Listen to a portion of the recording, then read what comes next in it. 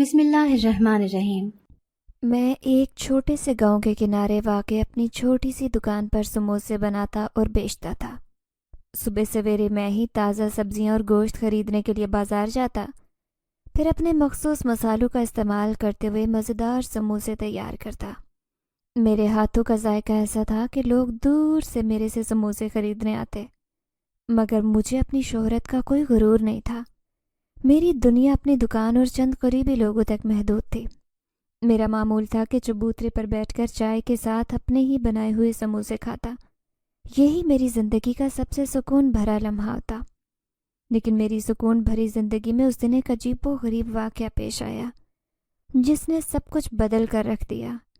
وہ ایک عام دن تھا جب میں حسب معمول سموسے بنا کر گاہکوں کو بیچ رہا تھا۔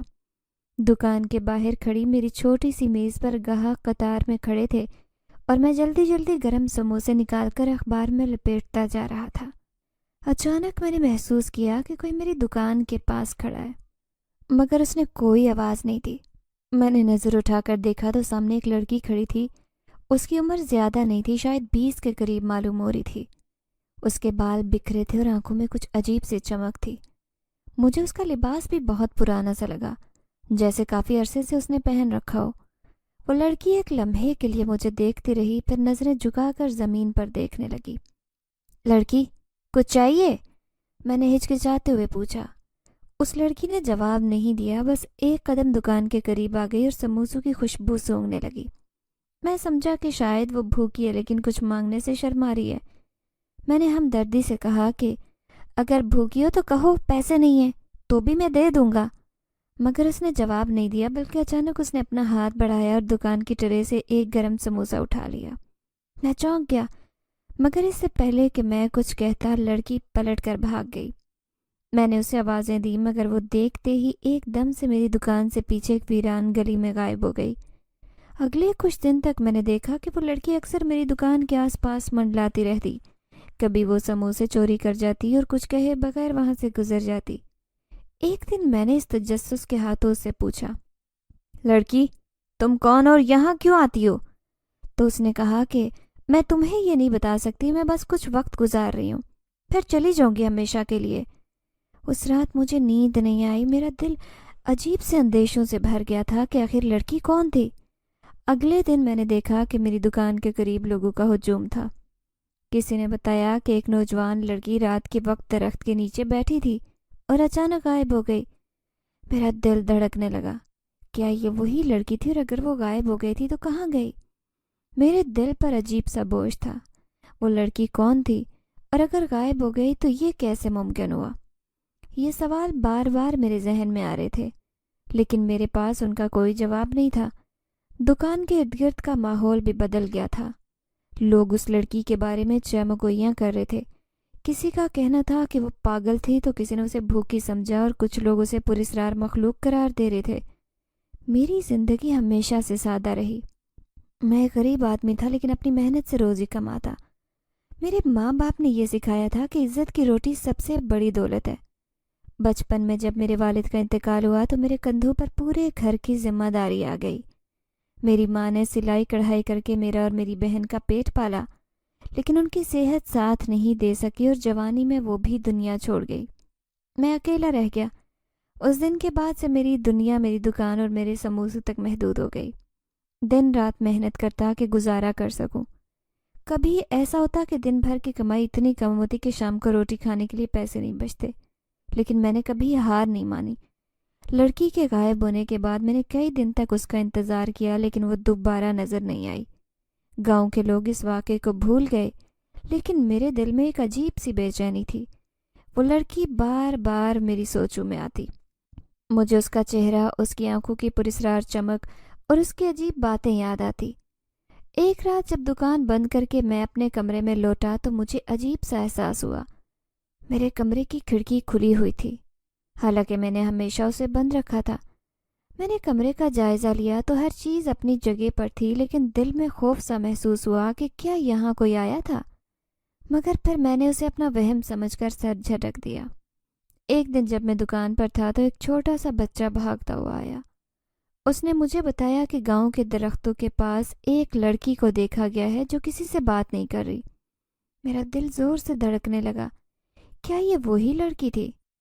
میں فوراً کام چھوڑ کر وہاں پہنچا، لیکن جب پہنچا تو کوئی نہیں تھا۔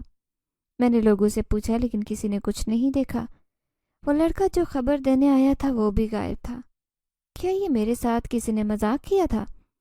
مگر اس سب کے پیچھے کون ہو سکتا تھا آخر؟ اسی رات جب میں سو رہا تھا تو مجھے ایک عجیب سا خواب آیا۔ خواب میں نے دیکھا کہ وہ لڑکی میرے سامنے کھڑی ہے اور وہ مجھے کسی جنگل کی طرف بلا رہی ہے۔ اس کے ہاتھ میں وہی سموسہ تھا جو اس نے میری دکان سے چوری کیا تھا۔ میں نے اس کا پیچھا کیا، لیکن جیسے ہی اس کے قریب پہنچا وہ غائب ہو گئی۔ میری نیند اچانک سے ٹوٹ گئی۔ میں نے خود کو پسینے میں بھیگا ہوا پایا۔ میرے دل کی دھڑکن حد سے زیادہ تیز ہو گئی اور دماغ الجھنوں سے بھرا ہوا تھا۔ کیا یہ محض خواب تھا یا کوئی اشارہ؟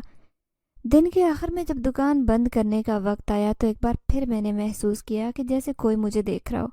میں نے ارد گرد دیکھا لیکن کوئی نہیں تھا۔ یہ میرے ساتھ کیا ہو رہا تھا؟ اب مجھے سچ میں گھبراہٹ ہونے لگی۔ میں نے دل کی تسلی کے لیے سوچا کہ شاید یہ میرا وہم ہو۔ میری زندگی پہلے ہی مشکلات سے بھری ہوئی تھی، لیکن اب ان پراسرار واقعات نے تو جیسے میرے سکون کو مکمل ختم کر دیا۔ اس لڑکی کے غائب ہونے کے بعد میری زندگی میں جو عجیب و غریب چیزیں شروع ہوئی تھی وہ رکنے کا نام ہی نہیں لے رہی تھی۔ اس رات کے خواب کے بعد میرا ذہن مسلسل الجھا ہوا تھا۔ میں بھی اسی خواب کے ڈر سے نہیں نکل سکا کہ مجھے ایک بار پھر سے عجیب ڈراؤنا خواب آیا۔ خواب میں نے دیکھا کہ میں اپنی دکان پر کھڑا ہوں۔ اچانک دکان کے ارد گرد اندھیرا چھا جاتا ہے اور وہ لڑکی میرے سامنے آتی ہے۔ اس کے ہاتھ میں وہی سموسہ ہوتا ہے، لیکن اس کے چہرے پر اداسی اور خوف کے آثار ہوتے ہیں۔ وہ مجھے کچھ کہنا چاہتی ہے مگر اس کے الفاظ مجھے سمجھ نہیں آتے۔ پھر وہ اچانک غائب ہو جاتی ہے اور میں تنہا اندھیرے میں کھڑا رہ جاتا ہوں۔ میں نیند سے گھبرا کر جاگ جاتا ہوں۔ میرا چہرہ پسینے سے شرابور ہوتا ہے کہ آخر یہ لڑکی کیوں میرے پیچھے پڑ گئی تھی؟ کیوں یہ بار بار میرے خوابوں میں آ رہی تھی؟ اگر اسے پریشانی تھی تو مجھ سے آ کر کہہ دیتی، مگر مسئلہ تو یہ تھا کہ وہ اس دن کے بعد دکھائی نہیں دی۔ مگر جو بھی تھا، میرا دل کہہ رہا تھا کہ دال میں کچھ تو کالا ہے۔ وہ لڑکی ضرور کسی بڑی مصیبت میں پھنس چکی تھی، مگر کسی اندیکھی بیڑی نے اس کی راہ میں رکاوٹ ڈالی تھی۔ پھر اسی طرح ایک دن جب میں اپنی دکان پر کام کر رہا تھا تو ایک بوڑھی عورت میرے پاس آئی۔ اس نے میلے کچیلے کپڑے پہن رکھے تھے، اس کے ہاتھ کانپ رہے تھے۔ اس نے مجھ سے پوچھا کہ یہاں کوئی لڑکی آئی تھی۔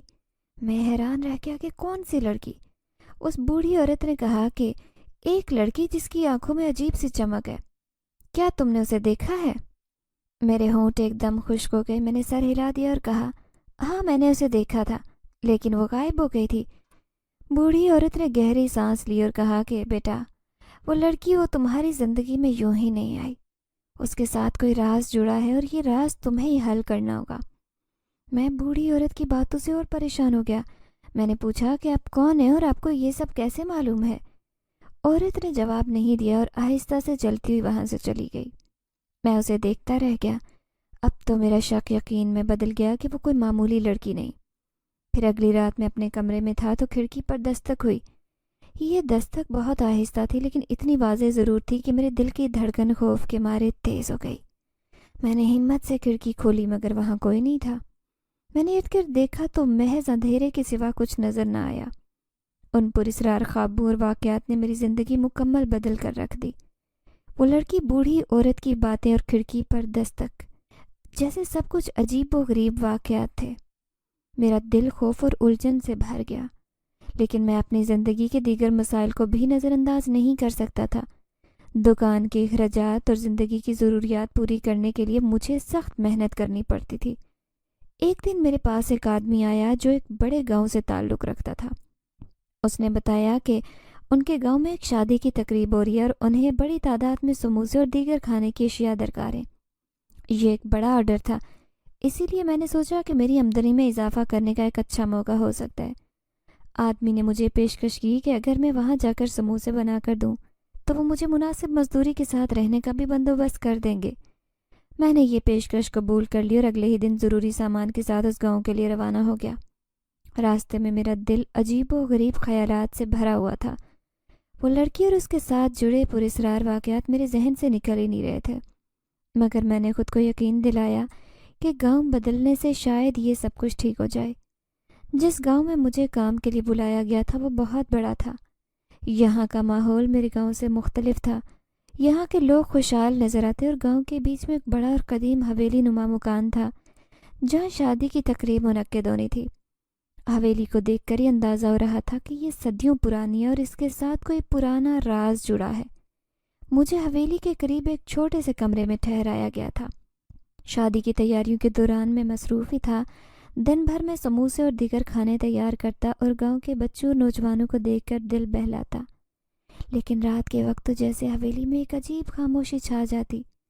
ایک رات میں سونے کی کوشش کر رہا تھا تو اچانک محسوس ہوا کہ کوئی میرے کمرے کے باہر سے گزرا۔ قدموں کی آہٹ واضح تھی۔ میں نے ہمت کر کے دروازہ کھولا لیکن باہر کوئی نہیں تھا۔ گلیاں سنسان تھی اور ہوا تیز چل رہی تھی۔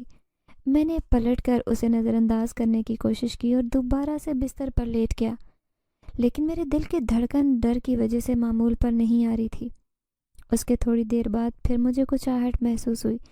میں نے کمرے سے نکل کر دیکھا، سوچا کہ شاید یہ میرا وہم ہے، لیکن واپس مڑنے لگا تو ایک سایہ حویلی کے پرانے حصے کی طرف جاتے نظر آیا۔ وہ سایہ کافی لمبا تھا اور اس نے سیاہ لباس پہنا تھا جو کہ حویلی کے مالک کی طرح ہی تھا۔ میں نے اندر ہمت جمع کی اور سائے کا پیچھا کرنے کا فیصلہ کیا۔ حویلی کے پرانے حصے میں پہنچ کر دیکھا کہ وہاں کی فضا بہت بھاری تھی۔ دیواروں پر جگہ جگہ دراڑیں پڑی تھیں اور زمین پر مٹی اور پتوں کا ڈھیر تھا۔ اچانک مجھے ایک بند دروازے کے پیچھے سے مدھم آوازیں سنائی دی۔ میں نے کان لگا کر سننے کی کوشش کی تو لگا جیسے کوئی کچھ پڑھ رہا ہو، لیکن وہ الفاظ میری سمجھ سے باہر تھے۔ میں نے دروازے کے نیچے سے جھانکنے کی کوشش کی لیکن کچھ واضح نظر نہیں آیا۔ میں نے بغیر آواز پیدا کیے تھوڑا سا دروازے کو کھولا اور اندر جھانکا تو وہاں وہی حویلی کا مالک بیٹھا تھا اور اس کے سامنے زمین پر ایک دائرہ بنا ہوا تھا۔ وہ ایک عجیب زبان میں کچھ پڑھ رہا تھا۔ اس کے ہاتھ میں ایک چراغ تھا۔ مجھے وہ زبان ذرا سمجھ نہیں آ رہی تھی کیونکہ وہ عام انسانوں کی زبان نہیں تھی۔ یہاں گاؤں میں کوئی بھی یہ زبان نہیں بولتا تھا۔ پھر میں وہاں سے واپس آ گیا کہ کہیں اس کی نظر مجھ پر نہ پڑ جائے۔ اگلے دن میں نے یہ واقعہ قریبی ملازم کو بتانے کی کوشش کی۔ یہ سنتے ہی وہ پریشان ہو گیا اور کہا کہ انور بھائی، آپ نے بہت بڑی غلطی کی، آپ کو وہاں نہیں جانا چاہیے تھا۔ میں نے حیرت سے پوچھا کہ کیوں؟ آخر کیا ہو رہا ہے اس حویلی میں؟ اس ملازم نے بتایا کہ میں زیادہ نہیں جانتا لیکن یاد رکھیں، اس حویلی کا مالک کافی سخت مزاج اور غصے کا تیز آدمی ہے۔ اگر اس کو بھنک بھی لگ گئی کہ آپ اس کے بارے میں پتہ لگا رہے ہیں تو آپ کی زندگی خراب کر کے رکھ دے گا۔ حویلی میں ہر کوئی اس سے ڈرتا ہے۔ آپ بھی اس کے کسی معاملے میں نہ پڑیں ورنہ وہ آپ کے لیے بڑی مصیبت اکٹھی کر دیں گے۔ اس کے بعد مالک کو زمین پر دائرہ بناتے اور عجیب سی زبان میں کچھ پڑھتے دیکھنے کے بعد میں نے خود کو یقین دلایا کہ شاید یہ میرا وہم تھا، مگر دل یہ ماننے کو تیار نہیں تھا۔ اگلے دن کام پر واپس لوٹتے وقت میں نے فیصلہ کیا کہ اب میں زیادہ محتاط رہوں گا، اور یہ حویلی اور اس کے مالک میں کچھ تو ایسا تھا جو میری سمجھ سے باہر تھا، لیکن میں جانتا تھا کہ اگر میں نے کوئی غلطی کی یا زیادہ چھان بین کی تو میرے لیے مسئلے کھڑے ہو سکتے ہیں۔ اگلے چند دن میں مالک کے رویے نے مجھے اور زیادہ چونکا دیا۔ وہ اکثر رات کے وقت حویلی کے پرانے حصے میں جاتے اور گھنٹوں غائب رہتے۔ دن کے وقت وہ ملازمین پر سختی کرتے اور معمولی غلطیوں پر بھی چیخنے چلانے لگتے۔ ایک دن ایک چھوٹے ملازم نے غلطی سے برتن توڑ دیا۔ مالک نے اسے زور سے دھکا دیا اور گرجدار آواز میں کہا، یہ حویلی یہاں کھیلنے کی جگہ نہیں ہے، دوبارہ ایسی غلطی ہوئی تو تمہیں یہاں سے نکال دوں گا۔ بچے کی آنکھوں میں آنسو آ گئے لیکن کسی نے کچھ نہیں کہا۔ سب مالک کے خوف سے خاموش کھڑے تھے۔ میں یہ دیکھ کر اندر ہی اندر بے چین ہو رہا تھا، مگر جانتا تھا کہ اگر میں نے کچھ کہا تو میرا ایسا ہی حال ہونا تھا۔ ایک رات جب حویلی میں سب سو رہے تھے اور ہر طرف گہری خاموشی تھی، میں نے فیصلہ کیا کہ میں مالک کا پیچھا کروں گا۔ میں نے احتیاط سے کمرے کا دروازہ کھولا اور خاموشی سے حویلی کے پرانے حصے کی طرف چل پڑا۔ میرا دل بہت زور سے دھڑک رہا تھا، لیکن میں نے خود کو مضبوط رکھا۔ میں نے دیکھا کہ مالک ہاتھ میں چراغ لیے حویلی کے پیچھے والے باغ کی طرف جا رہا تھا۔ میں نے تھوڑے فاصلے سے اس کا پیچھا کرنا شروع کر دیا۔ وہ باغ کے کونے میں پہنچ کر رک گیا جہاں ایک پرانا درخت تھا۔ میں جھاڑیوں کے پیچھے چھپ کر سب دیکھ رہا تھا۔ اچانک اس نے چھوٹی شاخ سے زمین پر دائرہ بنایا اور کچھ چیزیں اس کے اندر رکھی۔ یہ منظر دیکھ کر میرے رونگٹے کھڑے ہو گئے۔ میں سمجھنے کی کوشش کر رہا تھا کہ وہ کیا کر رہا ہے، لیکن یہ سب میری سمجھ سے باہر تھا۔ میری بدقسمتی یہ ہوئی کہ میں جھاڑیوں کے پیچھے تھوڑا آگے جھک گیا تاکہ بہتر دیکھ سکوں۔ اسی وقت ایک ٹہنی میرے قدموں کے نیچے سے ٹوٹ گئی اور اس کی آواز نے مالک کو چونکا دیا۔ وہ فوراً میری طرف دیکھنے لگا۔ اس کی نظریں میری جھاڑی کی سمت آ کر رک گئی۔ کون ہے وہاں؟ اس کی گرجدار آواز نے میری جان نکال دی۔ میں نے فوراً پیچھے ہٹنے کی کوشش کی لیکن پیر پھسل گیا اور زمین پر میں گر گیا۔ مالک نے چراغ اٹھایا اور میری طرف بڑھا۔ مالک میرے قریب آ کر رک گیا۔ اس کی آنکھوں میں غصہ اور چہرے پر سختی تھی۔ اس نے چلا کر پوچھا کہ یہاں کیا کر رہے ہو؟ میں نے گھبرا کر جواب دیا کہ مالک، میں تو بس یہاں سے گزر رہا تھا اور مجھے کچھ دکھائی دیا تو میں رک گیا۔ جھوٹ مت بولو، مالک نے مزید غصے سے کہا کہ تم نے میری اجازت کے بغیر اس علاقے میں قدم کیوں رکھا؟ میں نے معافی مانگتے ہوئے کہا کہ مالک مجھے معاف کیجیے، آئندہ ایسی غلطی نہیں ہوگی، مجھے نہیں پتا تھا کہ یہاں آنا منع ہے۔ اس نے مجھے سخت نظروں سے دیکھا اور کہا کہ یہ آخری بار ہے کہ تمہیں معاف کر رہا ہوں، دوبارہ ایسا کچھ کیا تو انجام اچھا نہیں ہوگا۔ یاد رکھو یہ حویلی میرے اصولوں پر چلتی ہے اور ان اصولوں کی خلاف ورزی کرنے والے کو یہاں کوئی جگہ نہیں ملتی۔ میں نے سر جھکا کر معافی مانگی اور وعدہ کیا کہ آئندہ ایسی حرکت نہیں کروں گا۔ مالک نے مزید کچھ نہیں کہا مگر میں اس کی نظریں بتا رہی تھی کہ وہ شک کر رہا ہے۔ میں فوراً اپنے کمرے میں آ گیا مگر میری بے چینی اور بڑھ گئی اور میں سوچ رہا تھا کہ مالک کیا چھپا رہا ہے اور کیا وہ باغ میں آخر کرنے کیا گیا تھا۔ میں جانتا تھا کہ اب مجھے مزید محتاط رہنا ہوگا لیکن میرے دل میں یہ راز جاننے کی خواہش بڑھتی جا رہی تھی۔ میں نے فیصلہ کیا کہ آئندہ مالک کا پیچھا نہیں کروں گا لیکن حویلی میں ہونے والی ان پراسرار سرگرمیوں پر نظر ضرور رکھوں گا۔ ایک رات جب میں کچن کے تمام کام ختم کر رہا تھا تو مجھے حویلی کے خالی کمرے سے آوازیں سنائی دی۔ میں نے قدم روکے اور کان لگا کر سننے کی کوشش کی۔ آواز مالک کی تھی مگر وہ اکیلا نہیں تھا۔ لگ رہا تھا کہ کسی سے دھیمی آواز میں بات کر رہا ہے۔ مالک کہنے لگا کہ ہم زیادہ دیر یہاں نہیں رک سکتے، وہ خطرہ بڑھا سکتی ہے، اگر کسی کو خبر ہوئی تو ہمیں بہت نقصان ہوگا۔ دوسری آواز دھیمی تھی لیکن مردانہ معلوم ہوتی۔ میں سمجھتا ہوں مگر ابھی اسے یہاں سے ہٹانا ممکن نہیں، وہ ہماری گرفت میں ہے اور یہی سب سے ضروری بات ہے۔ میرا دل دھک سے رہ گیا۔ میں سوچنے لگا کہ یہ کس بارے میں بات کر رہے ہیں۔ ان کی باتوں سے مجھے ایسے لگا کہ جیسے انہوں نے کسی کو اپنے پاس قید کر رکھا تھا، مگر وہ کون تھی؟ میں نے دروازے کے قریب ہونے کی کوشش کی تاکہ وہ بہتر سن سکوں مگر وہ اتنی دھیمی آواز میں بات کر رہے تھے کہ زیادہ سمجھ نہیں آیا۔ میں نے صرف اتنا سنا کہ مالک نے کہا کہ ہم اسے اس وقت تک قید میں رکھیں گے جب تک ہمارا کام مکمل نہ ہو جائے۔ میرے ذہن میں فوراً وہ لڑکی آ گئی جو کچھ دن پہلے میری دکان پر آئی تھی۔ اس کا چہرہ، اس کی باتیں اور عجیب پریشانی میری نظروں کے سامنے گھومنے لگی۔ کیا وہی لڑکی ہے جس کا ذکر ہو رہا ہے؟ اگلے دن میں نے حویلی کے مختلف حصوں میں چھان بین کا فیصلہ کیا۔ میں جانتا تھا کہ یہ خطرناک ہے مگر دل میں یہ راز جاننے کی بےتابی بڑھتی جا رہی تھی۔ میں نے سب سے پہلے حویلی کے اس پرانے حصے کا رخ کیا جہاں مالک اکثر رات کے وقت جاتا۔ یہ حصہ پراسرار تھا اور یہاں ہمیشہ عجیب سی خاموشی چھائی رہتی۔ میں نے ایک کمرے کو چیک کیا مگر کچھ خاص نہیں ملا۔ جب میں بند دروازے کے قریب پہنچا تو اندر سے کسی کے سسکنے کی آواز آئی۔ میں نے دروازے کے قریب جا کر سننے کی کوشش کی۔ یہ آواز کسی لڑکی کی تھی جو شاید رو رہی تھی۔ اس نے آہستہ آواز میں کہا، مجھے یہاں سے جانے دو۔ میرے رونگٹے کھڑے ہو گئے۔ یہ آواز جانی پہچانی سی لگ رہی تھی مگر میں یقین نہیں کر پا رہا تھا۔ میں نے سوچا دروازہ کھول کر دیکھوں مگر ارد گرد خطرہ تھا۔ اگر مالک یا اس کے آدمی نے مجھے دیکھ لیا تو میری زندگی خطرے میں پڑ سکتی تھی۔ رات کے وقت میں نے دوبارہ بند دروازے کے پاس جانے کا فیصلہ کیا۔ میں نے اپنی جیب میں چھوٹا سا اوزار رکھا تاکہ دروازہ کھول سکوں۔ میرا دل زور سے دھڑک رہا تھا مگر میں جانتا تھا کہ یہ موقع دوبارہ نہیں ملے گا۔ جیسے ہی دروازہ کھولنے کی کوشش کر رہا تھا تو اچانک پیچھے سے کسی نے میرا کندھا پکڑا۔ وہ کوئی اور نہیں بلکہ مالک تھا۔ اس نے گرجدار آواز میں پوچھا، تم یہاں کیا کر رہے ہو؟ میں نے گھبرا کر کہا، مالک میں بس صفائی کرنے آیا تھا۔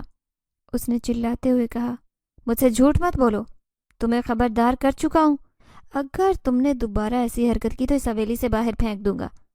اس نے مجھے کہا کہ جاؤ یہاں سے فوراً نکلو۔ مالک کی آواز میں غصہ تھا۔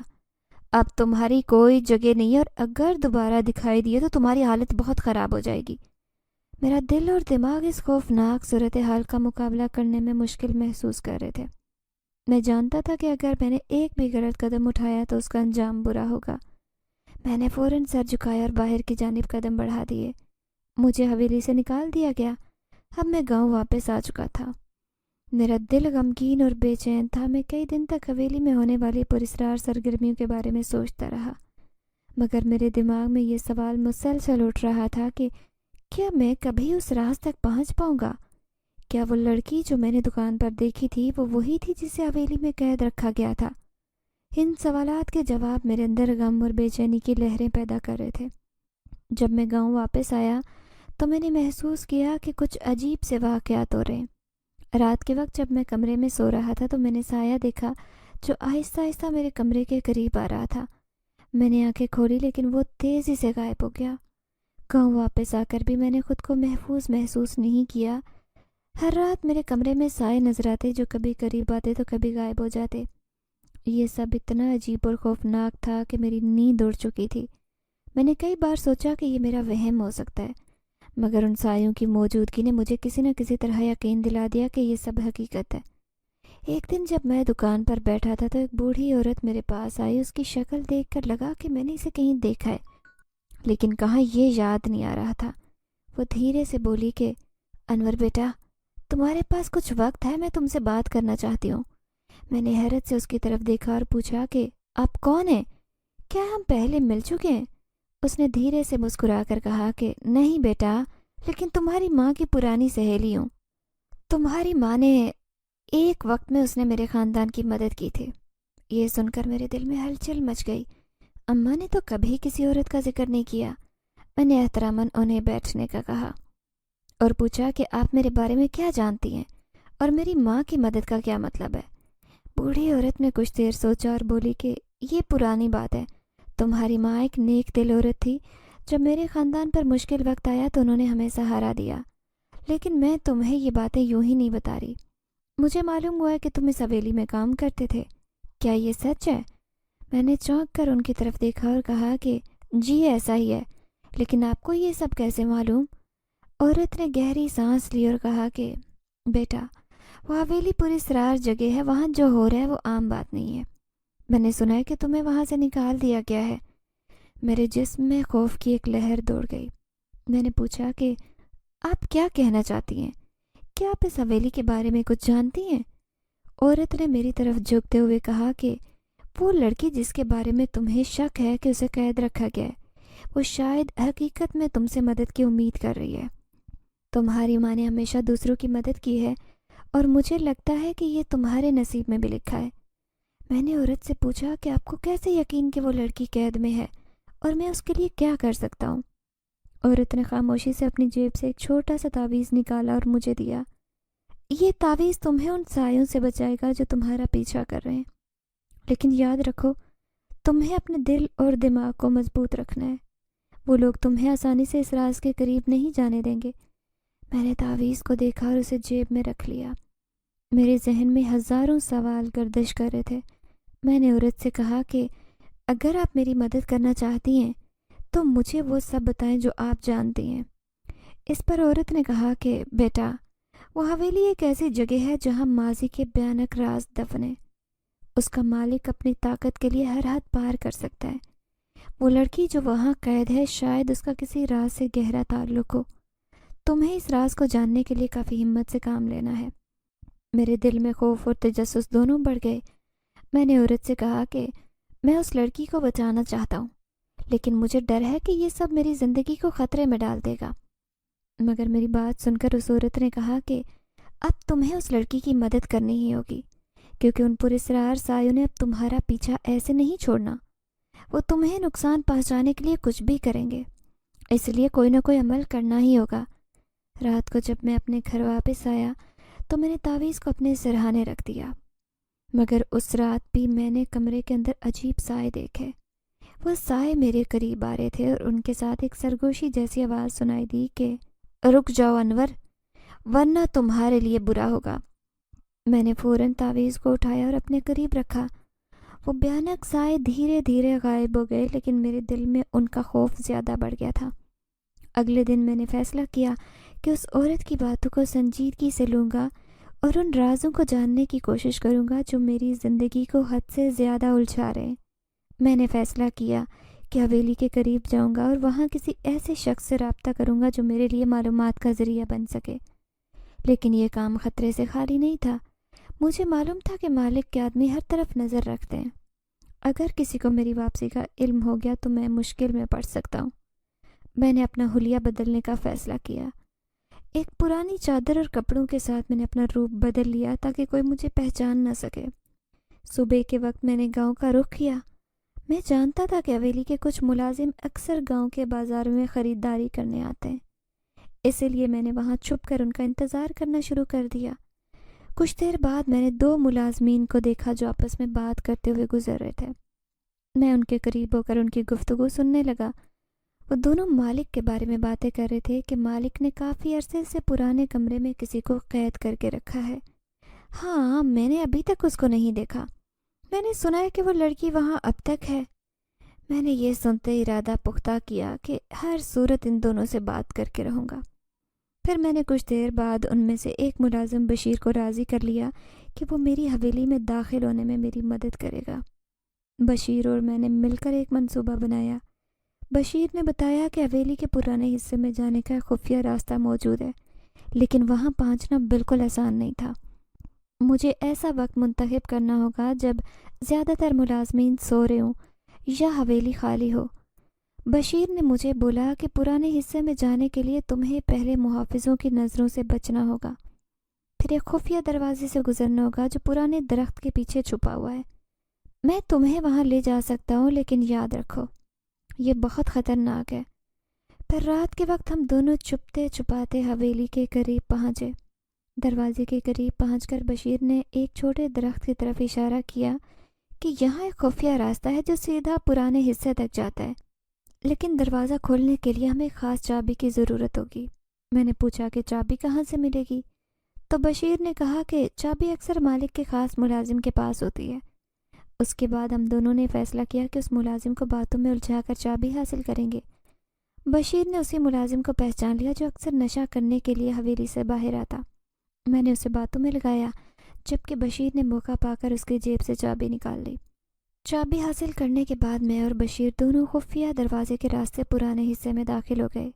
وہاں اندھیرا اور خاموشی کا راج تھا۔ ہم اس لڑکی کے کمرے کے قریب پہنچے تو کمرے کے اندر سے ہلکی سی آہٹ اور رونے کی آواز سنائی دے رہی تھی۔ میں نے دھیرے سے دروازے پر کان لگایا تو اندر سے آواز آئی کہ مجھے یہاں سے نکالو۔ میں نے بشیر کی طرف دیکھا اور کہا کہ ہمیں کچھ کرنا ہوگا، لیکن پہلے یہ جاننا ہوگا کہ مالک اس لڑکی کے ساتھ کرنا کیا چاہتا ہے۔ میں نے آہستہ سے دروازے پر ہاتھ رکھا اور اسے دھیرے سے دھکیلنے کی کوشش کی، لیکن وہ سختی سے بند تھا۔ بشیر نے میرے کندھے پر ہاتھ رکھا اور دھیمی آواز سے کہا کہ صبر کرو انور، ہمیں سوچ سمجھ کر قدم اٹھانا ہوگا۔ اگر مالک یا اس کے آدمی کو ہماری موجودگی کا پتہ چل گیا تو ہم دونوں کی زندگیاں خطرے میں پڑ جائیں گی۔ میں نے بشیر کی بات مانتے ہوئے فیصلہ کیا کہ پہلے مالک کے ارادوں کو سمجھنا ہوگا۔ میں جاننا چاہتا تھا کہ وہ لڑکی کون ہے اور اسے کیوں قید کیا گیا ہے۔ ہم دونوں نے طے کیا کہ حویلی کے مختلف حصوں کی تلاشی لیں گے تاکہ مالک کے رازوں تک پہنچ سکیں۔ بشیر نے مجھ سے کہا کہ پرانے حصے میں ایک تہہ خانہ ہے جہاں مالک زیادہ تر وقت گزارتا ہے، وہاں شاید ہمیں کوئی سراغ ملے۔ میں نے حوصلہ کر کے ان کے ساتھ جانے کا فیصلہ کیا۔ بشیر نے مجھے ایک پرانی سیڑھیوں کی طرف اشارہ کیا جو تہہ خانے کی طرف جا رہی تھی۔ سیڑھیوں کے ارد گرد دھول اور مکڑیوں کے جالے تھے، جیسے اسے برسوں سے استعمال نہیں کیا گیا ہو۔ ہم دونوں احتیاط سے نیچے اترنا شروع ہوئے۔ تہہ خانے پہنچ کر دیکھا کہ دیواروں پر عجیب و غریب نقش و نگار تھے جو بہت خوفناک تھے۔ اسی دوران میں نے دیکھا کہ تہہ خانے کے ایک اور حصے میں عجیب روشنی دکھائی دے رہی تھی۔ ہم دونوں دبے قدم اس روشنی کی طرف بڑھے۔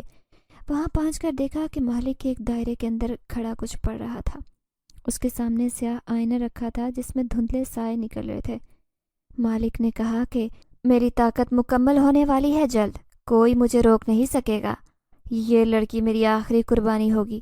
اس کی روح سے میں وہ قوت حاصل کروں گا جو مجھے ناقابل شکست بنا دے گی۔ اس کے بعد ہم وہاں سے باہر آ گئے۔ مالک کی باتوں سے ہمیں پتہ چل گیا کہ وہ کوئی عام آدمی نہیں تھا، بلکہ ایک گھٹیا جادوگر تھا جو معصوم لوگوں کی قربانی دے کر طاقتیں حاصل کرتا تھا۔ پھر اگلی رات جب وہ مالک اپنے کمرے میں کوئی عمل کرنے میں مصروف تھا تو میں نے بشیر کے ساتھ مل کر لڑکی کو چھڑوانے کا فیصلہ کیا۔ میں اور بشیر لڑکی کے کمرے کی طرف دبے قدموں بڑھ رہے تھے۔ رات کا اندھیرا ہر طرف پھیلا ہوا تھا اور حویلی کے پرانے حصے میں موت جیسی خاموشی تھی، مگر میرا دل تیزی سے دھڑک رہا تھا۔ میں جانتا تھا کہ جو کچھ میں کرنے جا رہا ہوں وہ میرے لیے زندگی اور موت کا مسئلہ بن سکتا ہے۔ بشیر کے ہاتھ میں چابی تھی اور میرے ہاتھ میں وہ تعویذ جو بوڑھی عورت نے مجھے دیا تھا۔ پھر بشیر نے چابی نکال کر تالے میں لگائی اور آہستہ سے گھمائی۔ ایک پراسرار گڑگڑاہٹ کی آواز سے وہ دروازہ کھل گیا۔ کمرے کے اندر قدم رکھتے ہی میں اور بشیر حیرت سے رک گئے۔ کمرے کے اندر کا منظر انتہائی خوفناک تھا۔ ایک طرف دیواروں پر عجیب و غریب جادوئی منتر لکھے تھے۔ کمرے کے بیچ ایک بوسیدہ چٹائی پر ایک لڑکی بیٹھی ہوئی تھی۔ اس لڑکی کا چہرہ دیکھ کر میں ساکت رہ گیا، کیونکہ یہ وہی لڑکی تھی جو میری دکان سے سموسہ چرانے آئی تھی۔ اس لڑکی کا حال انتہائی خراب تھا۔ اس کے بال الجھے تھے جیسے مہینوں سے دھلے نہ ہوں۔ چہرے پر زردی اور آنکھوں کے نیچے گہرے حلقے تھے جو اس کی حالت کی گواہی دے رہے تھے۔ اس کے ہونٹ خشک اور پھٹے ہوئے تھے۔ اس کی ہڈیاں نمایاں ہو رہی تھی۔ وہ کمزوری کے باعث بمشکل اپنی گردن سیدھی کر پا رہی تھی۔ بشیر نے میرے سے پوچھا کہ یہی وہ لڑکی ہے؟ تو میں نے افسوس سے سر ہلایا۔ اس لڑکی نے کمزوری کے عالم میں اپنی آنکھیں اٹھائی۔ جب اس کی نظر میرے اوپر پڑی تو اس کی آنکھوں میں امید کی ایک جھلک آ گئی، مگر فوراً ہی وہ جھلک خوف میں بدل گئی۔ لڑکی نے آہستہ اور لرزتی ہوئی آواز میں کہا کہ تم یہاں کیوں آئے ہو؟ تمہیں پتہ ہے یہاں کس قدر خطرہ ہے؟ ہم تمہیں یہاں سے نکالنے آئے ہیں۔ میں نے نرمی سے کہا۔ تم نہیں سمجھتے، لڑکی نے آہستہ سے کہا، یہ جگہ عام نہیں ہے، یہ کمرہ جادو کے اثار میں ہے، تم یہاں سے نہیں نکل سکتے۔ میں نے اور بشیر نے حیرت سے ایک دوسرے کی طرف دیکھا۔ بشیر نے اس سے پوچھا کہ یہ کیا کہہ رہی ہو؟ لڑکی نے اشارہ کیا کہ یہ دیواریں اور یہ نشان، یہ سب مالک کے جادوئی اثار کا حصہ ہیں۔ میرا یہاں سے باہر نکلنا ممکن نہیں ہے جب تک کہ اثار کو توڑا نہ جائے۔ میں نے ان نشانوں کو غور سے دیکھا۔ وہ واقعی غیر معمولی تھے، جیسے کسی قدیم اور پراسرار جادو سے بنائے گئے ہوں۔ ان نشانوں سے ایک ہلکی روشنی نکل رہی تھی جو پورے کمرے کو گھیرے ہوئے تھی۔ اس لڑکی نے کہا کہ یہ جادوئی حصار ہمیں باہر جانے سے روک دے گا۔ میں کئی بار کوشش کر چکی ہوں، مگر ہر بار ناکام رہی۔ میں نے جیب سے تعویذ نکالا اور اسے ہاتھ میں پکڑ کر جب لڑکی کے قریب آ گیا، میں نے کہا کہ یہ تعویذ شاید ہماری مدد کر دے۔ پھر تعویذ کو کمرے کے نشانوں کے قریب لے جانے پر نشانوں کی روشنی دھندلی ہونے لگی، جیسے کسی نے ان کی طاقت کو کم کر دیا ہو۔ بشیر نے بولا کہ یہ کام کر رہا ہے، لیکن ہمیں جلدی کرنی ہوگی۔ اگر مالک کو ہماری موجودگی کا علم ہو گیا تو ہم سب ختم ہو جائیں گے۔ لڑکی کی حالت دیکھ کر مجھے اس کی حقیقت کے بارے میں جاننے کا تجسس ہوا۔ میں نے پوچھا کہ تم کون ہو اور مالک نے تمہیں کیوں قید کیا ہے؟ لڑکی کی آنکھوں میں آنسو آ گئے۔ میرا نام زہرا ہے۔ میرے والدین کو بھی اس مکار جادوگر نے مار ڈالا۔ اب وہ مجھے بھی مار کر ساری طاقتیں حاصل کرنا چاہتا ہے۔ میں نے اس سے پوچھا کہ آخر تمہارے پاس کون سی طاقتیں ہیں جو وہ تمہارے پیچھے پڑا ہے؟ تو اس نے کہا کہ ابھی تو میں تمہیں نہیں بتا سکتی، سب سے پہلے یہاں سے نکلنا ہوگا، ورنہ اس مالک کو علم ہو جائے گا کہ تم لوگ یہاں آئے ہو۔ زہرا کی باتیں سن کر میرے ذہن میں خوف اور سوالات کا طوفان آ گیا۔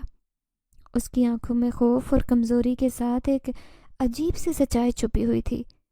بشیر ساکت کھڑا تھا، جیسے ان باتوں کی سچائی کو سمجھنے کی کوشش کر رہا ہو۔ زہرا نے لرزتی ہوئی آواز میں کہا کہ کل اماؤس کی رات ہے، وہ میری قربانی دے کر اپنی طاقتوں کو مزید بڑھائے گا۔ اگر ہم نے کچھ نہیں کیا تو میں زندہ نہیں رہوں گی۔ میں نے گہری سانس لی اور کہا کہ ہم تمہیں یہاں سے نکالنے آئے ہیں، ہم تمہیں نہیں مرنے دیں گے، یہ میرا وعدہ ہے۔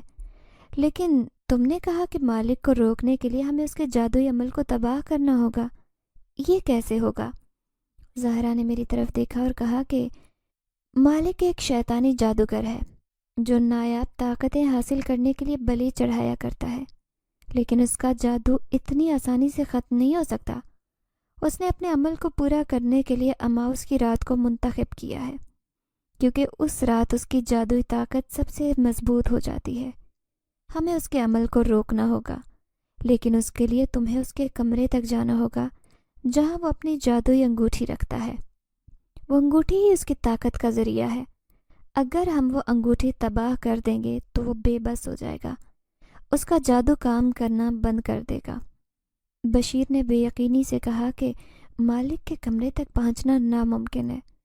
وہ حصہ حویلی کا سب سے محفوظ مقام ہے اور وہاں جادوگر کے چیلے موجود ہیں۔ زہرا نے کہا کہ میں جانتی ہوں کہ یہ آسان نہیں ہوگا، لیکن اس کے سوا اور کوئی راستہ نہیں ہے۔ ہم نے رات کے اندھیرے میں حویلی کے اس حصے کی طرف جانے کا فیصلہ کیا جہاں اس جادوگر کا کمرہ تھا۔ زہرا ہمیں راستہ بتا رہی تھی اور بشیر نے حویلی کے پہرے داروں سے بچنے کے لیے ہر ممکن کوشش کی۔ کمرے تک پہنچتے پہنچتے ہمیں کئی بار مالک کے چیلے سے بچنا پڑا۔ مالک کا کمرہ بھی ایک عجیب و غریب جگہ تھی جہاں ہر طرف جادوئی اشیاء بکھری ہوئی تھی۔ قریبی ایک میز پر وہ جادوئی انگوٹھی پڑی تھی۔ میں نے جلدی سے انگوٹھی کی طرف بڑھنے کی کوشش کی، مگر جیسے ہی قریب پہنچا ایک زوردار دھماکہ ہوا۔ انگوٹھی کے گرد اچانک ایک سایہ نمودار ہوا جو بہت خوفناک تھا۔ وہ سایہ مالک کی حفاظت کے لیے مامور تھا۔ اس نے ہم پر حملہ کرنے کی کوشش کی، مگر زہرا نے جلدی سے کچھ منتر پڑھنے شروع کر دیے۔ زہرا کے منتر پڑھنے سے خوفناک سایہ ایک لمحے کے لیے تھم گیا، لیکن میں جانتا تھا کہ ہمارے پاس وقت بہت کم تھا۔ زہرا نے جلدی سے میری طرف دیکھا اور کہا کہ انور، یہ انگوٹھی لے کر فوراً حویلی سے نکل جاؤ، یہ جگہ جلد ہی مزید خطرناک ہو جائے گی۔ اگر مالک کو پتہ چل گیا تو ہم سب مارے جائیں گے۔ ابھی ہم انگوٹھی لے کر جانے کی تیاری کر ہی رہے تھے کہ وہ سایہ دوبارہ حرکت میں آیا۔ زہرا نے جلدی سے کہا، انور جلدی بھاگو، بشیر اور میں اسے روکنے کی کوشش کرتے ہیں۔ زہرا نے اپنی آنکھیں بند کی اور کچھ منتر پڑھنے لگی۔ میں نے موقع کا فائدہ اٹھایا اور کمرے کی طرف بھاگا۔ بشیر میرے پیچھے تھا اور زہرا سائے کو قابو میں رکھنے کی کوشش کر رہی تھی۔ جیسے ہی ہم کمرے سے باہر نکلے، ہم نے دیکھا کہ حویلی میں ہر طرف ہلچل مچ گئی تھی۔ مالک کے چیلے جو اب تک اس کے کمرے میں ہی تھے، وہ بھی ہماری موجودگی محسوس کر چکے تھے۔ وہ شور مچاتے ہوئے ہماری طرف بڑھنے لگے۔ اسی وقت زہرا آ گئی اور اس نے کچھ پڑھنا شروع کیا، جس کے بعد ہم تینوں جلدی سے حویلی کے پیچھے موجود جنگل کی طرف بھاگے۔ جنگل کے اندر گہری تاریکی تھی اور ہر قدم پر محسوس ہو رہا تھا کہ کوئی ہمیں دیکھ رہا ہے۔ زہرا نے کہا کہ مالک کے چیلے اور جادوئی مخلوق اب بھی ہمارے پیچھے ہیں، ہمیں کہیں چھپنا ہوگا۔ بشیر نے جنگل میں ایک پرانی خالی جھونپڑی کی طرف اشارہ کیا۔ ہم وہاں رکنے کے لیے تیار ہو گئے، لیکن جیسے ہی ہم اس جھونپڑی کے اندر داخل ہوئے تو ہمیں ایک عجیب سی آواز سنائی دی۔ زہرا نے کہا کہ یہ جگہ محفوظ نہیں ہے، مالک نے اپنے سایوں کو بھیج دیا ہے یہاں پر۔ زہرا نے کہا کہ ہمیں اس انگوٹھی کو فوری طور پر تباہ کرنا ہوگا، لیکن یہ اتنا بھی آسان نہیں ہے، کیونکہ یہ انگوٹھی ایک خطرناک قسم کی شیطانی طاقت سے جڑی ہوئی ہے۔ پھر زہرا کی ہدایت کے مطابق میں نے جنگل سے ہی کچھ لکڑیاں جمع کی اور پھر ان پر آگ سلگا لی۔ پھر زہرا نے وہیں پر بیٹھ کر اس بھڑکتی ہوئی آگ میں وہ جادوئی انگوٹھی جھونک دی تھی۔ جیسے ہی وہ انگوٹھی تباہ ہوئی تو جنگل کے اندر سکون چھا گیا۔ وہ سائے اور وہ پراسرار مخلوقات جو ہمارا پیچھا کر رہے تھے اچانک غائب ہو گئے۔ زہرا نے کہا کہ مالک کی طاقت کا ذریعہ ختم ہو چکا ہے، لیکن وہ ابھی زندہ ہے، ہمیں اب بھی ہوشیار رہنا ہوگا۔ میں نے کہا کہ زہرا، تم نے اپنی طاقت سے ہمیں بچایا ہے، ہم تمہارے شکر گزار ہیں، لیکن مالک کو مکمل طور پر ختم کرنے کے لیے ہمیں مزید کیا کرنا ہوگا؟ پھر میں نے اس کی طرف دیکھتے ہوئے کہا کہ زہرا، اب وقت آ گیا ہے کہ تم مجھے سب کچھ بتا دو۔ تم آخر کون ہو؟ یہ ساری طاقتیں تمہارے پاس کہاں سے آئی؟ زہرا نے گہری سانس لی جیسے وہ خود کو سنبھالنے کی کوشش کر رہی ہو۔